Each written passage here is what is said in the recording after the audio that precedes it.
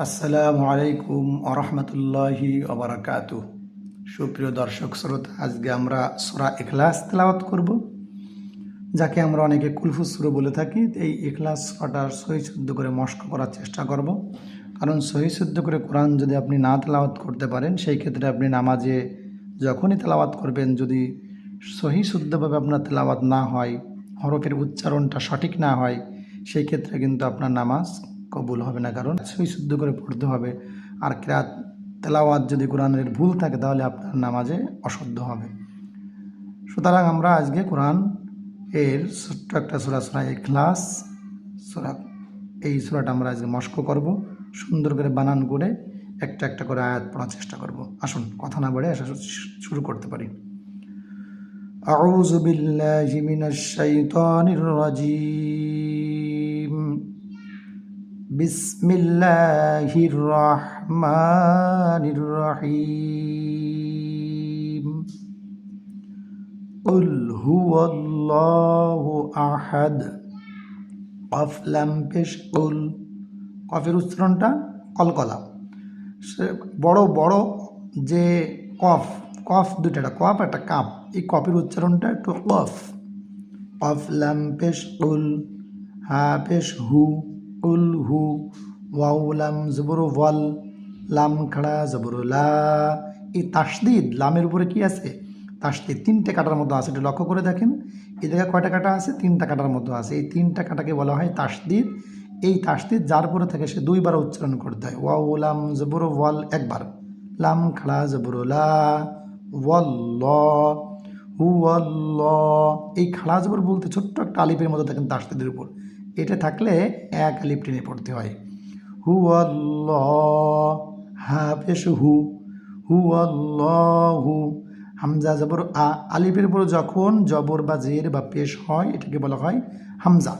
হামজা জবর আ, হা জবর হা, আহা। দাল দুই পেশ দুন। এই জায়গা যখন অক্ফ করবেন, তখন এই দালের পরে দুই পেশ দুন এটা থাকবে না, তখন হা দাল জবর হাদ, দালের পরে জজম বা সাকিনে পরিণত হয়ে যাবে।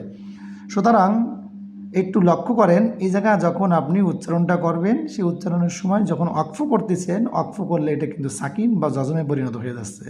সেই ক্ষেত্রে উচ্চারণ হবে হা দাল জবর হাদ, আহাদ। আর দালটা হলো কলকলার হরফ, একটা কলকলার হরফ, পাঁচটি কফ, ত, বা, জিম, দাল। এই পাঁচটা হরফ যখন আপনার সাকিন বা জজম হয়, তখন ওই অক্ষর বা হরফটাকে আপনার একটু দুইবার পড়ার মতো কিছুটা, একটা বল যখন ঘাই দেওয়া হয়, বলটা যেমন ফিরে আসে, ঠিক একইভাবে তখন এই অক্ষরটা দুইবার উচ্চারিত হয়। যেমন আহাদ, আহাদ, আহাদ বলেই হবে না, আহাদ। কুল হুয়াল্লাহু আহাদ, আল্লাহুস সামাদ। হামজা লাম জবর আল, লাম খাড়া জবর লা, আল্লাহ।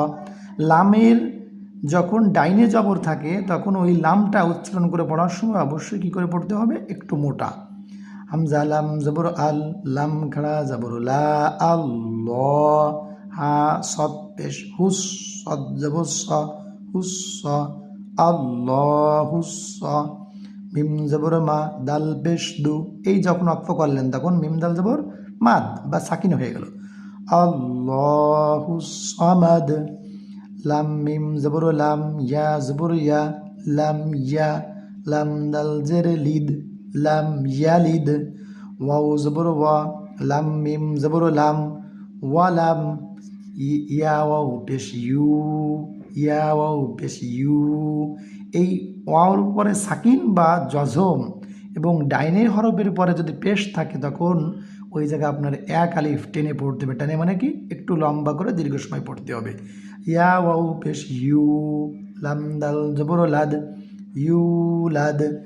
ওয়ালাম ইউলাদ, লাম ইয়ালিদ, ওয়ালাম ইউলাদ। ওয়াও জবর ওয়া, লাম মিম জবর লাম, ওয়ালাম। ইয়া জবর ইয়া, ওয়ালাম ইয়া।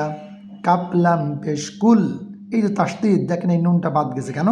মাঝখানে যে নুনে সাকিন বা জজম থাকা সত্ত্বেও এটা বাদ যাবে, কারণ পরের শব্দে যখন আপনি তাসদিদ পেয়ে গেছেন। তাসদিদ মানে বলেছিলাম 3টা কাটার মতো চিহ্ন, এই তাসদিদ থাকলে 2বার উচ্চারণ করে পড়তে হয়। তাহলে মাঝখানেরটা বাদ দিয়ে একটু অমিট করে দিয়ে কাপ লাম পেশ কুল, লাম জবরুল্লা, কুল্লা, ওয়ালাম ইয়াকুল্লা। এই হার পরে দেখেন একটা উল্টা পেশ, এই জজমের মতো একটা উল্টা পেশ দেখেন, এটা থাকলে এই দেখো একালিপ টেনে পড়তে হবে, মানে কিছুক্ষণ একটু লম্বা করে পড়তে হবে। হা উল্টা পেশ হু, ওয়ালাম ইয়াকুল্লা হু, কাপ পেশ কু, ফা পেশ ফু, কুফু, ওয়াও 2 আলিফ 2 জবর ওয়ান, কুফু ওয়ান, হামজা জবর আ, হা জবর হা, আহা, দাল 2 পেশ দুন, আহাদুন। এই দাল 2 পেশ যখন অক্ফ করবেন তখন হা দাল জবর হাদ। একটু আগে বলেছি যে যখন কোনো হরফের পরে যখন আপনি অক্ফ করতেছেন তারপর তখন ওই হরফ বা বর্ণ বা অক্ষরটা যে জবর বা জের পেশ যাই থাকুক না কেন ওটা সাকিনে পরিণত হয়ে যায়। তাহলে আহাদ, ওয়ালাম ইয়াকুল্লাহু কুফুয়ান আহাদ, قل هو الله أحد الله الصمد لم يلد ولم يولد ولم يكن له كفوا أحد। বাসায় বসে সবাই ইনশাআল্লাহ আশা করি চেষ্টা করবেন, বেশি বেশি করে প্র্যাকটিস করবেন এবং এই কোরআনের যে মস্ক করা বা হেজে বানান করে সুন্দর করে পড়ার জন্য অন্য একটা ভাইকে কোরআনের এই ভিডিও শেয়ার করবেন। কিয়ামতের মাঠে দেখবেন অনেক সবের মালিক হয়ে গেছেন, সুবহানাল্লাহ। সুতরাং আপনি আপনার বন্ধু বান্ধব আত্মীয় স্বজন সবাইকে ভিডিও শেয়ার করবেন এবং নিজে বেশি বেশি করে প্র্যাকটিস করবেন। সুপ্রিয় দর্শক শ্রোতা, আগামী দিন কোনো একটা কোরআনে আপনাদের সামনে হাজির হব। সবাই ভালো থাকবেন, সেই পর্যন্ত আল্লাহ হাফিজ। আসসালামু আলাইকুম ওয়া রাহমাতুল্লাহ।